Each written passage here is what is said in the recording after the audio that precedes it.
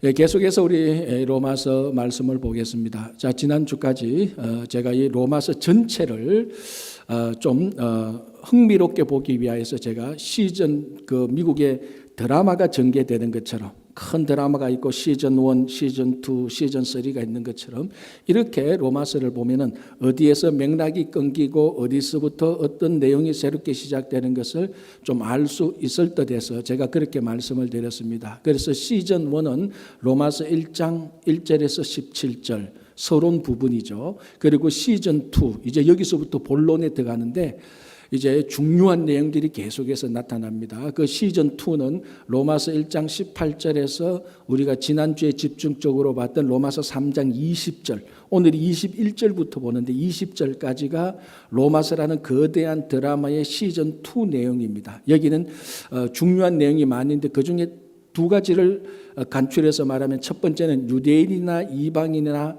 다 죄 아래에 있고 똑같이 하나님의 심판 아래 있는 것입니다. 이 내용이 선포되어지는 것, 이것이 중요했고, 그래서 그리고 난 다음에 두 번째로 중요한 것은 이 시즌 2에서 율법이 등장하는 겁니다. 이는 어마어마하게 중요한 거죠.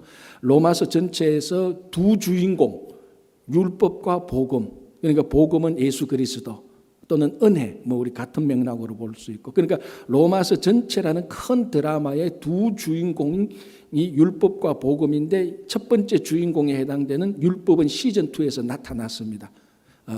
사실은 전체 주인공은 복음 하나죠, 그죠? 이제 시즌 3 오늘 우리가 21절부터 보는 이 시즌 3에서 진짜 주인공, 두 주인공 가운데서도 진짜 한 명의 주인공, 복음, 예수 그리스도, 하나님의 의가 나타나는 겁니다. 그래서 시즌 2에서 율법은 등장했지만은 율법이 하는 일은 제한적이었습니다. 무엇이었는가 하면은 사람이 죄인 되는 것을 깨닫게 해주고 사람이 죄인이라는 것을 알게 해주는 겁니다. 아무리 율법이 뛰어나고 위대해도 이 율법은 사람을 치유하거나 사람을 구원하지 못하는 겁니다. 이게 율법의 한계입니다. 그래서 우리가 지난주에 봤던 3장 19절, 특별히 3장 20절은 율법이 사람을 진단해서 너가 죄인이다. 그래서 죄인은 구원받아야 마땅하다라는 것을 깨우쳐주고 각성시켜주는 것입니다. 이게 율법이 하는 일에 엄청나게 중요한 것이죠. 왜? 우리 각자가 죄인이라는 것을 알게 해주어서 우리가 죄인이기 때문에 구원을 받아야 된다는 것을 깨우치는 겁니다. 그래야 이제 진짜 주인공 예수 그리스도가 나타날 때 영접할 수 있는 그 모든 것을 율법이 세팅해 놓는 것입니다. 거기 시즌 2에서 딱 끝이 났죠. 이제 오늘부터는 시즌 3, 로마서 3장 21절부터 되는 시즌 3를 보게 되는데 이 시즌 3에 나타나는 내용들이 어떻게 말하면 로마서 전체 가운데서 알짜배기 내용들이 여기에 다 들어가 있습니다. 시즌 3. 요 안에 다 들어가 있습니다. 물론 나중에 로마서 5장, 로마서 8장 가면은 또 이 만만치 않은 엄청난 중요한 것이 나오지만은 어쨌든 이 시즌 3 안에 구원의 도가 다 나타나는 겁니다. 그래서 이제 오늘 시즌 3를 저희들이 이제 함께 보려고 하는 겁니다. 자, 시즌 3 첫 번째 시즌 3 안에 또 드라마가 있잖아요. 시즌 3 안에 첫 번째 드라마가 3장 21절입니다. 이렇게 됩니다. 제가 다시 더 읽어드릴게요. 이제는 율법 외에 하나님의 한 의가 나타났으니. 자, 첫 구절이 이제는 이라는 말입니다. 영어로 말하면 now이죠. 그런데 헬라어 원문을 보면은 이제는 앞에 다른 게 하나 더 있습니다.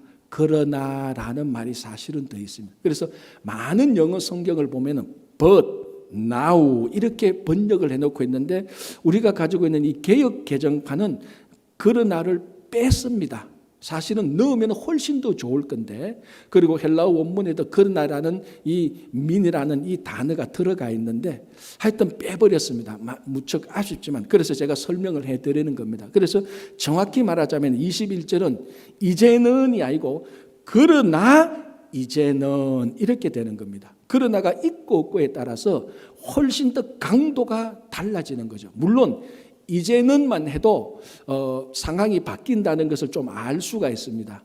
그렇지만 그러나 이제는 이 상황이 급격하게 바뀌는구나, 큰 반전이 있겠구나라는 뉘앙스를 느끼게 됩니다.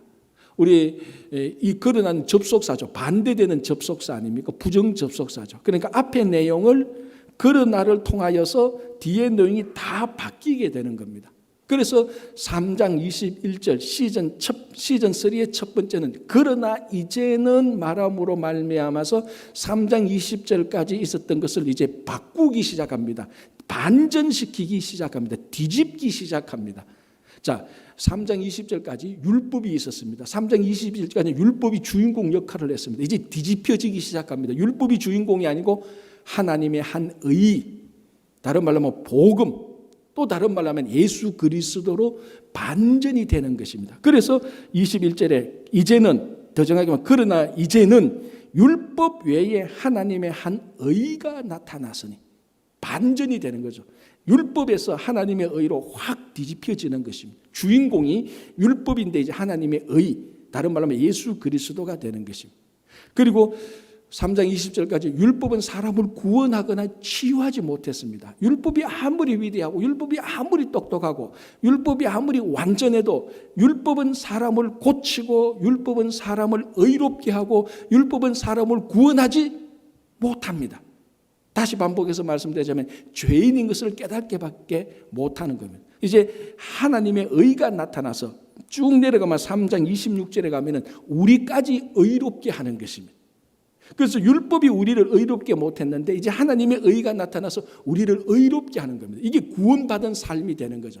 이제 다 뒤집혀지는 겁니다. 그러나 이제는 율법에서 하나님의 의로 고작 해봐야 와 내가 죄인밖에 안 되는구나 이런 삶에서 와 내가 의롭게 되는구나, 와 내가 구원을 받는구나, 와 내가 치유함을 받는구나라고 완전히 다 반전되는 것입니다. 그래서 아까 말씀드린 것처럼 3장 21절부터 로마서 전체 시즌 3는 어마어마하게 중요하게 되는 것이죠. 한 교회에 아주 훌륭한 집사님이 계셨습니다. 이분은 정말로 교회를 예수님의 몸처럼 섬겼습니다. 그리고 워낙 신실하고 워낙 충성스럽고 인격도 좋고 또 비즈니스하는 능력이 탁월해서 교회 안에서도 충성된 집사 역할을 잘 감당했고 또 교회가 어려웠을 때 재정적으로도 그 비즈니스가 잘 되니까 재정적으로도 많이 도왔고 시간으로 내서도 헌신했고 그야말로 신앙의 롤 모델이 되는 집사님이었고 정직하고 신실하게 비즈니스도 잘해서 성공을 했습니다. 근데 이 사람이 허점이 하나 있는데 약점이 있는데 사람을 너무 잘 믿습니다. 그래서 자기 측근인의 사람을 오랫동안 믿었는데 이 사람이 배신해서 사기를 쳐서 이 집사님의 사업이 한순간에 다 망하게 되는 겁니다. 그 얼마나 가슴 아프겠습니까? 사람이 뭐 완벽하지 못하지 않습니까? 그렇게 신실하고 충실하게 정직하게 사업을 해서 다 하고 신앙적으로도 이렇게 잘 성장하고 있는데 한순간에 막 무너지니까 이 집사님도 덩달아 무너지는 겁니다. 낙담하고 좌절하고 사람 만나는 것이 두렵고 주일날 교회 가야 되는데 그것도 이제 한 주, 두 주씩 막 빠지기 시작하고 그러니까 이제 가정의 자녀들도 큰 자녀들인데 큰 자녀들도 아버지 싫어하고 그 부인도 당신하고 이렇게 못 살겠다 좀 별거하자. 그래서 이 사업 망한 이 집사님이 그냥 아파트 방 한 구석에 박혀서 나오지도 않는 겁니다. 그러니까 맨날 뭐 이제 그 유틸리티비 전기세 고지서 날라오고 가스세 수도세 뭐 또 렌트비 내라고 날라오고 또 채권자들의 빚 독촉석금 이런 것들이 막 날라옵니다. 그러니까 정말 죽을 지경입니다. 자, 근데 교회가 그 소식을 듣고 인지했습니다. 야, 이 집사님이 굉장히 힘들구나. 그래서 당회가 열렸습니다. 당회가 열려서 그 집사님이 우리 교회가 어렵고 힘들 때 재정적으로 시간적으로 많이 수고해서 교회가 어려울 때 그 집사님의 수고로서 교회가 어려움을 극복하고 이렇게 부흥하게 됐는데 이제 반대로 그 집사님이 큰 어려움에 처했는데 우리 교회가 모른 체 하는 것은 아니다. 그래서 당회에서 결정을 했습니다. 이 집사님은 능력도 있고 여전히 신실하니까 우리가 비즈니스를 다시 세울 수 있도록 시드머니 얼마나 좀 지원해 주면 이분은 분명히 일어날 거다. 당회가 참 좋은 당회죠. 그래서 당회가 결정을 해서 이제 시드머니 되는 그 액수를 그 당회 다 목사님하고 장로님하고 전달하기 위해서 주중에 찾아가서 배를 누르고 문을 두드렸습니다. 그런데 분명히 안에 계시는 걸로 알고 있는데 아무런 인기척을 드러내지 않습니다. 어쩔 수 없이 목사님하고 장로님이 그 시드머니를 전달해 주지 못하고 돌아왔습니다. 그 다음 주에 예배를 드는데 마침 그 집사님이 교회에 나오셨어요. 목사님이 반가워서 집사님 어떻게 지냈습니까? 힘드시죠? 힘내십시오. 그래서 우리 당회가 집사님을 돕기 위해서 시드머니 지원금을 좀 마련했습니다. 그래서 이 시드머니를 전달해 주기 위해서 지난주 목요일에 집사님 댁에 가서 배를 누르고 문을 막 두드렸는데도 그 집사님이 안에 안 계신지 안 계신지 몰라서 우리들이 못 전해줬습니다. 하니까 그 집사님이 그때 자기가 집안에 있었대. 안 그래도 벨 소리 듣고 누가 계속 문 두드리는 소리 있었는데 자기를 찾아온 사람이 채권자이거나 아파트 렌트비 내라는 집주인이거나 아니면 이거 내라 저거 내라 그게 두려워가지고 문 열지 밖으로 못 나갔다. 목사님인 줄 알아서 나갔는데 미안합니다라고 이렇게 말을 했습니다. 그때 이제 목사님이 아닙니다. 우리 당회가 교회가 진짜 사랑으로 전한 이 지원금 시드머니 받으시고 다시 사업을 하십시오. 그래서 집사님 그걸 받고 다시 사업을 다시 진실하게 해서 사업에 다시 부흥됐습니다. 자, 제가 지금 사업 성공 스토리를 얘기하려는 게 아니에요. 뭘 얘기하려는가 하면 여러분 한번 생각해 보십시오. 이 집사님이 사업이 망해서 방 한 구석에 콕 박혀 있습니다. 매일 고지서가 날라옵니다. 가스세 내라. 이번에 전기세 3개월 밀렸는데 안 되면 전기 끝낸다. 아파트 주인이 렌트비 내세요. 이번에 안 되면 내가 경찰에 신고해서 강제로 쫓아낼 거예요. 채권자들이 빨리 빚을 갚아서 안 갚으면 당신 자녀들이나 당신 아내에게도 해가 끼칠 것입니다. 전부 다 날라옵니다. 그 모든 것들이 가리키는 건 딱 한 가지입니다. 당신은 빚쟁이에요. 고지서를 봐도 독촉서를 봐도 뭘 봐도 그 안에서는 전부 다 내가 죄인이라는 것밖에 말 안 합니다. 그 모든 것들이 이 집사님을 구원할 수가 없어요. 이 집사님을 살려줄 수가 없습니다. 그런데 그 주중에 교회에서 결정해서 시드머니를 갖고 이 집사님이 다시 살릴 수 있는 시드머니를 갖고 이 집사님을 찾아왔다는 겁니다. 외부에서부터 밖에서부터. 그래서 결국 이것을 받아서 회복하게 되는 겁니다. 이게 지금 3장 20절까지 상황하고 3장 21절에 그러나 이제는 가르쳐주는 사례입니다. 율법은요, 이 각종 고지서나 독촉서 이런 것처럼 우리에게 당신은 빚쟁이요, 당신은 죄인이요 이렇게 말만 하지만은 그 빚을 갚아주지 못합니다. 그 빚은 외부에서부터 절대적인 안에 있는 어떤 고지서나 율법하고 상관없는 이거하고 별도로 다른 게 와야 되는 겁니다. 그래서 오늘 본문에 이제는 율법 외에 하나님의 한 의가 나타났으니 그 율법 안에서 생성된 게 아닙니다. 그 안에서 살아난 게 아닙니다. 외부로부터 한 게 나타나는 겁니다. 그러나 언제? 그러나 이제부터. 그래서 완전히 반전이 되는 겁니다. 완전히 반전이 되는 겁니다. 여러분 이것이 바로 우리들의 인류의 삶하고 우리 개인적인 삶하고 똑같습니다. 인류의 사람들이 모여서 법도 만들고 제도도 만들고 행정도 하고 합니다. 그러나 다 그 안에 그 아파트 안에 고지서 보고 독촉서 보는 거에 불과합니다. 다 우리가 죄인이고 우리가 연약하던 것을 알려줍니다. 구원하지 못합니다. 그러나 이제는 완전 새로운 것이 나타나야 돼요. 우리 삶도 똑같습니다. 우리의 문제가 어려움이 있다고 해서 내가 뭔가 수고하고 애써도요. 일이 해결되지 않습니다. 외부로부터. 그러나 이제 새로운 한 의, 하나님의 한 의, 예수 그리스도가 우리에게 찾아와야 이게 해결되기 시작하는 것입니다. 그래서 오늘 보면 그러나 이제는 이 말은 완전히 전환되는 반전되는 상황을 말해주고 있습니다. 또 하나 진짜 중요한 건요. 이제는이라는 말 보십시오. 그러나 이제는이라는 말은 시대를 의미합니다. 그러나 이제는 이 말은 뭡니까? 시간이 완전히 바뀌어졌다는 겁니다. 자, 시즌 2 3장 20절까지는 무슨 시대였습니까? 율법 시대였습니다. 율법이 판을 쳤습니다. 율법이 아무리 판을 쳐도 사람을 구원하지 못하고 사람을 회복시키지 못했습니다. 율법의 시대였습니다. 그러나 이제는 시대가 바뀌어졌습니다. 무슨 시대로 바뀌어졌습니까? 하나님의 한 의가 나타난 하나님의 의의 시대로 바뀌어졌습니다. 전환되었습니다. 율법의 시대에서 하나님의 의의 시대, 예수 그리스도의 시대로 반전되었습니다. 그렇다면 시간대가 바뀌면 바뀐 시간대에 맞추어서 살아야 됩니다. 자, 전번에 한번 여행을 갈 때 애리조나 남서쪽인 애리조나 동쪽에 여행을 갈 계획을 세웠습니다. 그럼 보통 가면은 애리조나로 여행을 가면은 애리조나 피닉스에서 내려서 가거나 아니면은 애리조나하고 붙는 네바다 주에 있는 라스베가스 공항에 내려서 가거나 합니다. 근데 대부분은 상식적으로 보면 애리조나니까 피닉스에 내려서 가겠지라고 생각했는데 실제로 지도로 보고 거리로 따져 보면은 같은 애리조나인데 애리조나에 있는 피닉스 공항에서 가는 것보다 옆에 있는 네바다 주에 있는 라스베가스에서 내려서 가는 게 더 거리를 줄여요. 그게 같은 주지만. 그래서 한번 이제 거기에 애리조나 동쪽에 참 이제 그 볼 일에 있어서 라스베가스에서 내렸습니다. 카지노하고 상관없습니다. 카지노를 생각하시죠. 라스베가스에 내려서 차를 렌트해서 운전을 해가 갑니다. 애리조나 동쪽으로. 한 5시간 운전한 것 같아요. 대충 보면 차 비행기 타고 가서 차 렌트하고 한 10시에서 라스베가스 공항에서 출발해서 한 5시간 운전해서 애리조나 동쪽 목적지에 간 것 같았습니다. 자, 그러면은 몇 시에 도착을 하죠? 오전 10시에 도착해서 5시간 운전하면 몇 시에 도착하죠? 이 계산이 안 됩니까? 여기까지 해줘야 됩니까? 오후 3시에 도착하는 거죠. 5시간 갔으니까. 그런데 시계를 보니까 이상해요. 뭔가 모르게. 분명히 오후 3시인데 보니까 3시 같지가 않아. 가만히 보니까 오후 4시야. 왜 이래? 시간은 내 분명히 5시에 분명히 5시간 운전했고 10시에 출발했는데 왜 그렇죠? 시간대가 바뀌는 거예요.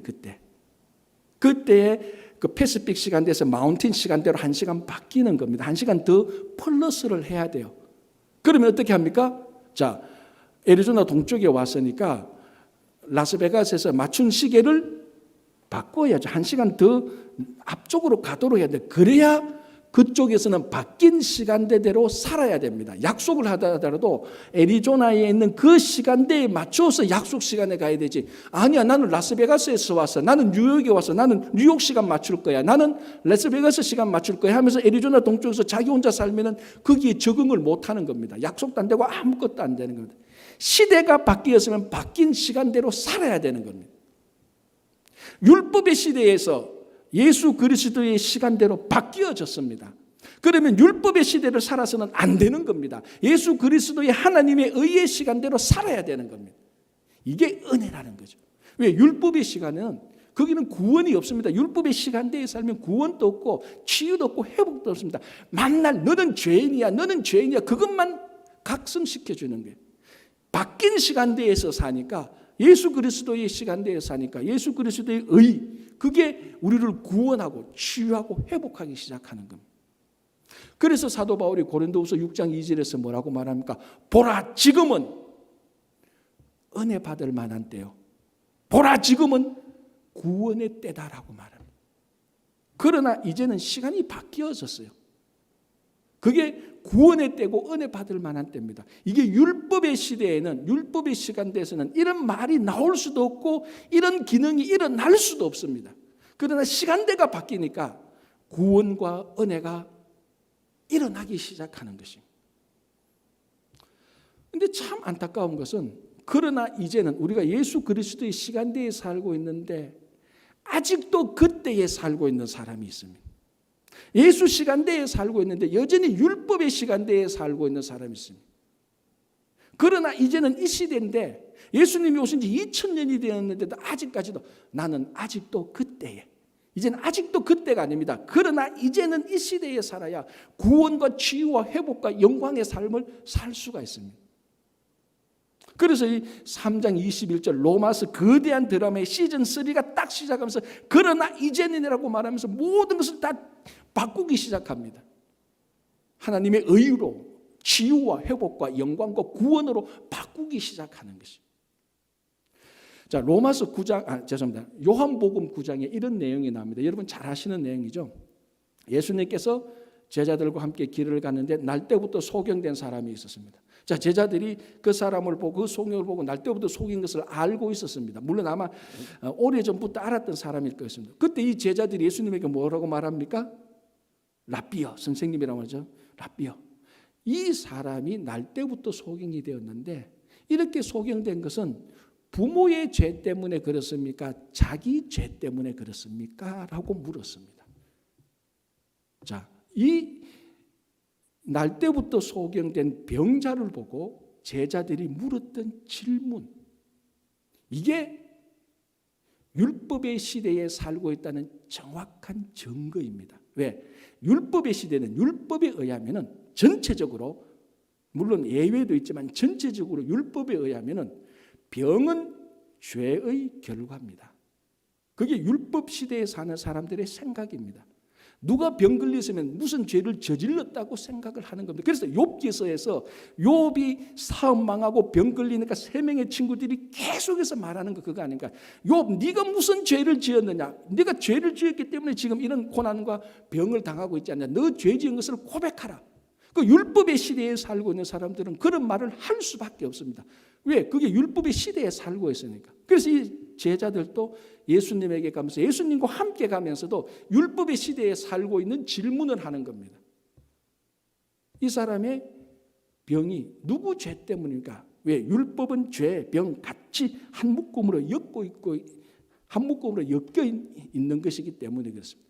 예수님께서 뭐라고 대답하십니까? 이 사람이 소경된 것은 좀 해석해서 설명하면요, 죄하고 상관없다. 하나님이 하시고자 하는 일을 드러내고자 한다. 그리고 침으로 흙을 일겨서 눈에 발라서 실로암 못가에 가서 씻으라 하니까 이 소경된 자가 실로암 못가에 가서 눈을 씻으니까 눈이 낫게 되는 겁니다. 예수님께서 하신 일, 이게 그러나 이제는 시대에 일어나는 일입니다. 치유가 있고 회복이 있고 영광이 있고 구원이 있는 것입니다. 예수님은 제자들의 질문에 대답하지 않습니다. 왜? 그건 율법의 시대에 율법이 하는 질문이지, 지금 예수님께서 오실 때는 지금은 은혜의 시대고 복음의 시대고 하나님의 의의 시대고 예수 그리스도의 시대이기 때문에 그걸 고쳐주고 긍휼히 여기고 회복하고 구원하는 것이 예수의 시대인데, 여전히 율법이 잡혀가 누구의 죄 때문입니까? 그거 알아서 뭐합니까? 그 죄 안다고 해서 이 날 때부터 소경된 자를 고칠 수 있습니까? 못 고칩니다. 율법은 못 고쳐요. 율법의 시대는 못 고칩니다. 따질 줄은 알죠. 누구의 잘못이다가 지적질할 줄은 알지만 못 고쳐요. 회복시키지 못합니다. 그래서 예수님께서 그 사람을 회복시켜 주시고 하나님이 하시고자 하는 일을 드러내 주는 겁니다. 예수님과 함께 있는 제자들조차 예수님의 시대에 살지 않고 아직은 그때에, 아직도 그때의 그 율법의 시대에 살고 있어요. 자, 이렇게 해서 딱 끝나는 게 아니고 더 한편이 더 드라마가 이어집니다. 그러니까 예수님께서 이 날 때부터 소경된 자를 고쳐주었던 그날이 안식일입니다. 이미 요한복음 9장 정도 되면은 유대 종교 지도자들이 예수님을 계속해서 공격하고 흠을 찾아서 예수님을 어떻게 제거하려는 그런 분위기였습니다. 그래서 그 얘기를 들었던 바리새인들과 어떤 유대인들이 이 날 때부터 소경된 자의 부모를 찾아가죠. 부모를 찾아가서 당신 아들이 날 때부터 소경인데 눈을 고쳤다며, 그런데 그날이 안식일이라며, 그런데 그 안식일 날에 병을 고쳐준 사람이 예수라는 사람이라며, 이렇게 이제 따지고 공격하기 시작합니다. 그러니까 그 부모가 뭐라고 말합니까? 야, 내 아들이 어른 다 큰 장년이다. 그거 우리한테 묻지 말고 아들한테 가서 물어보라 그럽니다. 그 아들이 장본인이 아니야. 그러니까 이 사람들이 또 그 아들한테 갑니다. 당신이 날 때부터 소경 맞느냐? 그리고 눈 뜨게 했는 거 맞느냐? 눈 뜬 거 맞냐? 그 예수 남자가 고쳐주냐? 그날이 안식일이 맞느냐? 물어봅니다. 몰라서 묻습니까? 아니죠. 공격하려고, 흠잡으려고 묻는 거죠. 그때 예수님에 의하여서 치유된 이 소경이 뭐라고 말합니까? 내가 날 때부터 소경이고 그 사람이 나를 고쳐준 거 맞다. 당신들도 그의 제자가 되려고 하느냐? 이렇게 묻습니다. 완전 혀를 찌르는 질문이죠. 바리새인들과 유대인들, 예수님을 잡아 죽이려고 하는 사람한테 이 소경이 당신들도 그의 제자가 되려고 이렇게 묻느냐 하니까 그 사람들이 화가 나서 말합니다. 막 화가 나. 요한복음 9장 28절 보면 이렇게 말하죠. 제가 읽어드려요. 그들이 욕하여 이르되, 자, 여기서 그들은 바리새인과 유대인들이 이렇게 합니다. 그들이 욕하여 이르되, 이렇게 말합니다. 즉 바리새인과 욕하여 이르되, 너는 날 때부터 소경된 자, 너는 그의 제자나 우리는 모세의 제자다라고 말하라. 가만히 들어보면 코미디예요. 이미 모세의 시대는 다 지나갔습니다. 모세의 제자라는 말은 율법의 제자라는 말하고 똑같습니다. 모세의 제자라는 말은 여전히 우리는 율법의 시대에 살고 있다, 그 말하고 똑같습니다. 지금 그 율법을 뒤집어 엎었던, 율법이 하지 못하는 일을 예수님께서 완성하고 있는 것을 자기들이 보고 있으면서, 자기들이 그걸 경험하고 있으면서 그 앞에 나와서 하는 말이 우리는 모세의 제자다라고, 그걸 자랑스럽게 말합니다. 자랑스러운 게 아니고 시대착오적인 생각이죠. 예수 그리스도의 시대, 구원받을 만한 때요, 은혜 받을 만한 때에 와가지고 우리는 율법에 있어요 라고 말하는 거하고 똑같습니다. 이게 요한복음 9장 내용만 아니고 로마서 내용만이 아니죠. 2000년이 지난 오늘날에도 많은 성도들이 이렇게 살고 있습니다. 아직도 그때에 살고 있습니다. 로마서를 읽고 복음을 알고 예수 그리스도를 만나도 우리들의 삶의 문제, 삶의 정황을 보면은 여전히 율법의 시대에 살고 있습니다.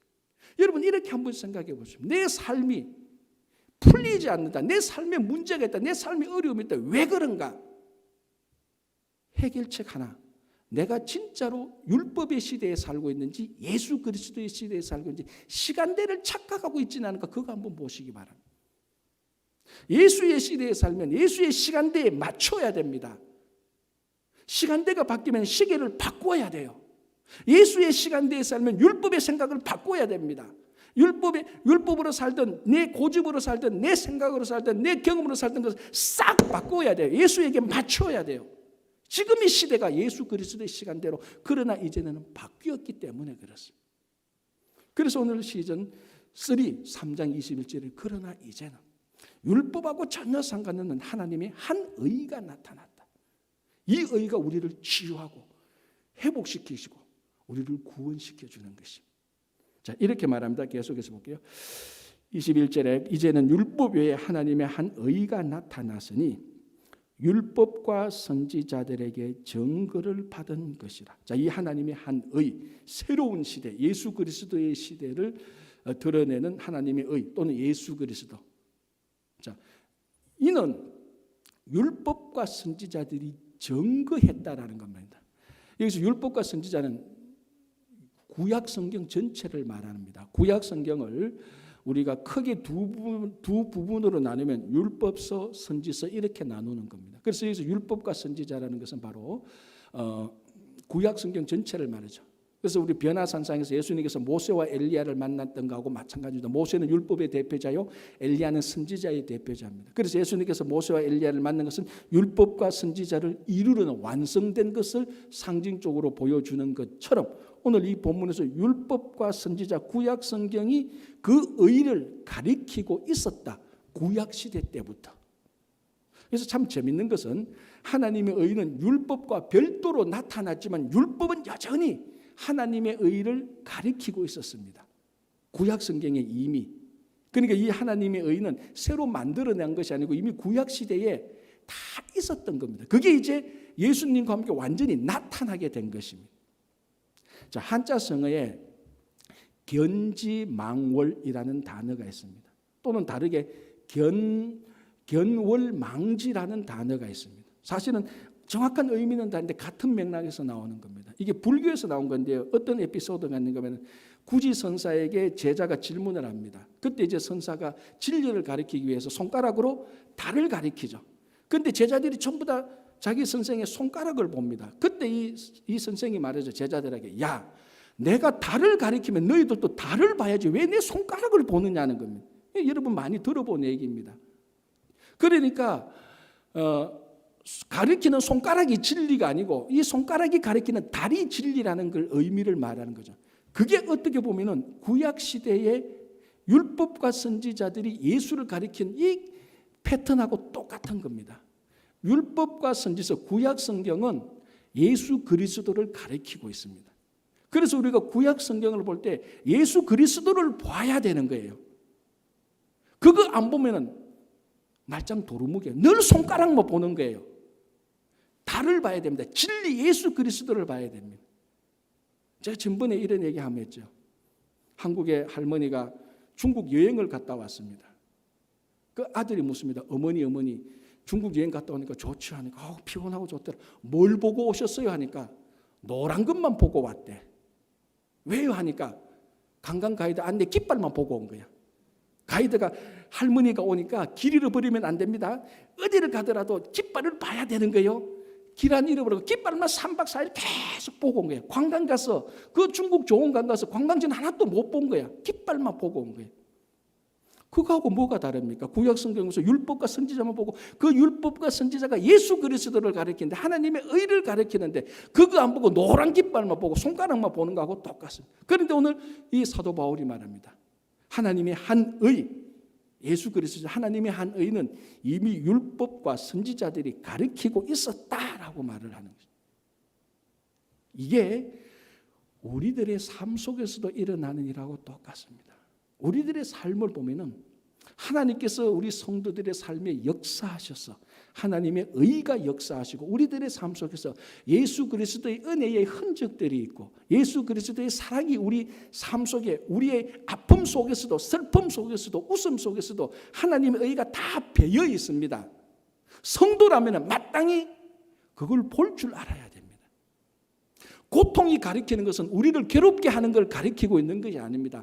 고통이 가리키고 있는 것은 고통을 통하여서 하나님을 바라볼 수 있도록 하는 하나님의 또 다른 뜻, 또 다른 의가 있습니다. 구약 성경에서 율법과 선지자가 하나님의 의를 가리킨 것처럼 우리들의 일상적인 매일매일 삶 속에서 여전히 율법과 선지자는 하나님의 의 예수 그리스도의 사랑과 은혜를 가리키고 있습니다. 우리 삶 속에서 그걸 발견한다면 슬픔과 고통이 아무리 닥쳐도 그걸 발견한다면 우리는 늘 감사하며 성도의 올바른 삶을 살 수가 있습니다. 자, 지난 우리 3개월 이상 코로나 바이러스 기간 때문에 얼마나 어려움을 겪었습니까? 그거 아직 끝나지 않았습니다. 아직 계속 진행됩니다. 코로나 바이러스가 이거보다 훨씬 더 몇 겹으로 더 우리를 음습해도 여전히 그 안에는 하나님의 의가 있고 예수 그리스도의 은혜와 사랑이 있습니다. 그걸 볼 줄 안다면 코로나 바이러스가 있어도 겁나지 않습니다. 여전히 하나님의 의와 예수 그리스도의 사랑을 발견하고 찾아낼 수만 있다면 그걸 찾아내지 못하니까 늘 원망과 불평과 나는 왜 일이 안 돼 투덜거리고 부정적으로 생각하고 그러다가 망하고 다 사라지는 겁니다. 아무리 어려움이 닥쳐도 그 안에 가리키는 하나님의 의를 발견한다면 어떤 어려움이 닥쳐도 우리는 넉넉하게 견뎌나갈 수 있습니다. 자, 이제 이렇게 말합니다. 22절에 곧 예수 그리스도를 믿음으로 말미암아 모든 믿는 자에게 미치는 하나님의 의인이 차별이 없느니라. 자, 21절 그러나 이제는 율법 외에 하나님의 한 의가 공개적으로 나타났습니다. 역사의 현장에. 예수 그리스도죠. 몰래 오셔가지고 몰래 살다가 몰래 사라진 게 아닙니다. 예수 그리스도께서는 우리가 살고 있는 삶의 한 현장에 하나님의 의가 이 땅에 오셔서 33년 동안 이 땅에서 사셨다가 하늘로 승천하셨습니다. 하나님의 의가 공개적으로 모든 사람에게 나타났습니다.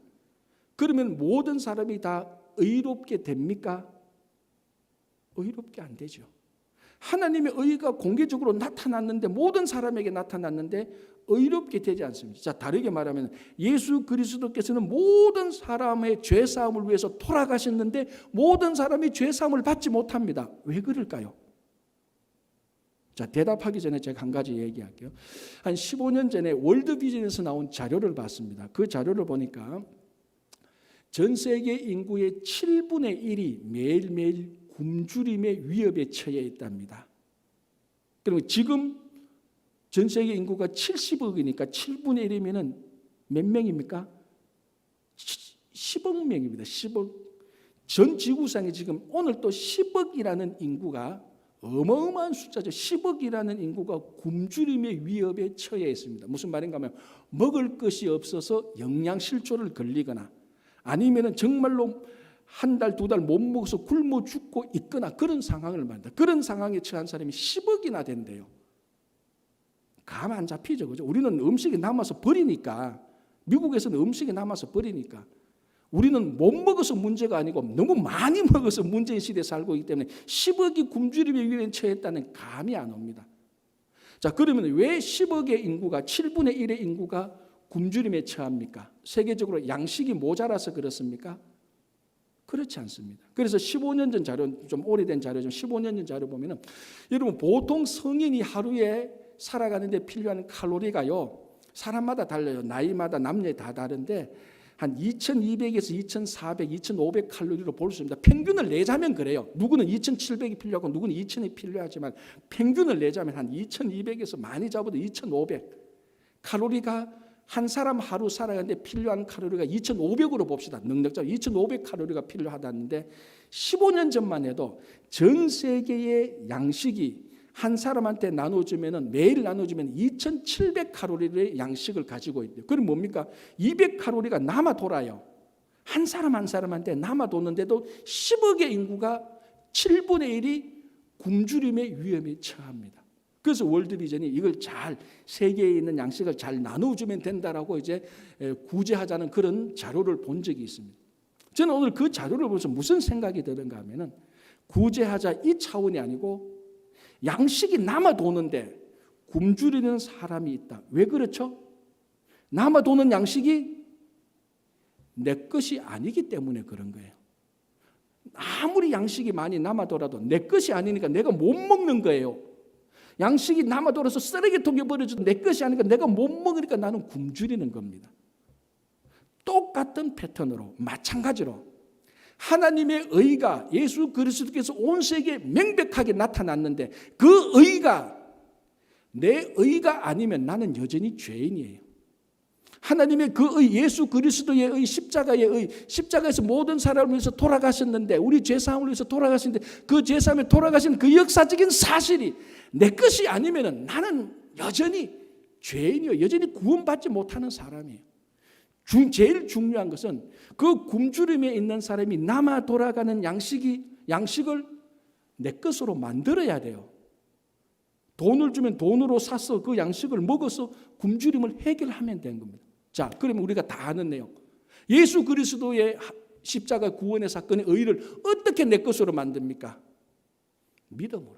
그래서 오늘 뭐라고 말합니까? 이제는 율법이 하나님의 의가 나타 22절에 곧 예수 그리스도를 믿음으로. 예수 그리스도의 의가 내 것이 되어서 구원받는 방법은 딱 한 가지 외에는 없습니다. 오직 믿음. 그 예수 그리스도를 믿을 때 역사적으로 나타난 공개적인 하나님의 의가 내 의가 되어서 하나님의 심판대에 나갔을 때 통과돼서 구원받는 겁니다. 그래서 3장 21절에 그러나 이제는 율법은 어떤 일이 있어도 이 일을 감당하지 못해요. 그러나 하나님의 의가 나타나서 그 의를 우리가 믿을 때에 우리가 율법이 하지 못했던, 율법은 늘상 죄인이라고 말했지만 하나님의 의를 덧입은 우리는 이제는 율법 앞에 서서 심판받지 않을 의인이라고 말할 수 있는 거예요. 그게 그러나 이제는의 시대로 넘어와 버린 겁니다. 자, 하나만 더 보겠습니다. 그래서 22절 마지막에 뭐라고 말합니까? 모든 믿는 자에게 미치는 하나님의 의인이 차별이 없느니라. 자, 이 구원, 하나님의 의에 차별이 없다는 것은 지난주 2주 동안 이미 살펴본 겁니다. 자, 하나님의 의, 구원은 차별이 없습니다. 이건 2주간 했으니까 더 이상 설명할 필요는 없고요. 하나님의 의, 구원이 차별이 없습니다. 유대인이나 이방인이나 차별이 없습니다. 그런데 그때 유대인은 차별이 있다고 생각했습니다. 바울은 그걸 반대한 거죠. 다른 건 차별이 있어도 구원에 있어서는 유대인이나 이방인이나 차별이 없다, 똑같다라고 말했습니다. 근데 유대인은 아니야라고 말했지만 바울은 아니야라고 말하는 유대인 너희들이 아니야라고 말하면서 구원에는 차별이 없다, 하나님의 의에는 차별이 없다라고 말합니다. 왜 바울이 유대인이나 이방인이나 차별이 없다고 말했죠? 딱 한 가지였죠. 모든 사람이 다 죄 아래에 있었다. 그래서 3장 9절 우리가 봤었던 3장 9절 보겠습니다. 그러면 어떠하냐? 우리는 나으냐? 결코 아니라 유대인이나 헬라인이나 다 죄 아래에 있다고 우리가 이미 선언했느니라. 다 죄 아래에 있기 때문에 다 구원받아야 돼요. 누구는 구원받아도 되고 누구는 안 받아도 되고 그게 아닙니다. 모두 다 구원을 받아야 됩니다. 예수 그리스도를 믿음으로. 여기에는 하나도 차별이 없습니다. 이게 얼마나 큰 은혜인 줄 모릅니다. 만약에 차별이 있다면 여러분은 모르겠어요. 차별이 있었다면 저 같은 사람은 구원받지 못했을 겁니다. 왜 차별이 있다는 것은 차별을 두기 위해서 기준이 필요합니다. 기준이 있다는 것은 자격과 조건을 따져야 돼요. 거기 기준이 합당한지 자격과 조건을 따져야 되고 기준이 합당하면은 기준이 합당하면 차별 안 하고 기준이 합당하지 않으면 차별하는 거예요. 가만히 생각해 보면 차별이 있다고 생각하면 기준이 있고 자격과 조건을 따지면 내 같은 인간은 절대로 구원받을 수가 없습니다. 차별이 없기 때문에 예수 그리스도를 믿으면 되기 때문에 내 같은 사람도 구원받을 수 있었던 것입니다. 이게 얼마나 큰 은혜인지 모릅니다. 그래서 그러나 이제는 차별 없는 하나님의 의가 나타나서 예수 그리스도를 믿는 모든 자에게 구원을 주시는 것입니다. 그래서 오늘 우리가 이 자리에 함께 있는 것입니다. 그래서 이제는 아직도 그때가 아니고 그러나 이제는 나는 이 시대를 살게 될 때에 율법을 뛰어넘은 예수 그리스도의 은혜와 복음 속에서 살게 되는 겁니다. 그때 치유와 회복과 영광과 구원의 사건이 일어나는데 예수 시대에 살면 그걸 우리가 다 경험합니다. 다 경험해서 코로나 시대에 살아도 어떤 시대에 살아도 우리는 그 시간대를 다 뿌리치고 예수 그리스도의 시간대에 맞추어서 살게 될 때 주님께서 주시는 구원과 치유와 회복과 영광을 경험하시는 우리 모두가 되기를 바랍니다. 기도하겠습니다.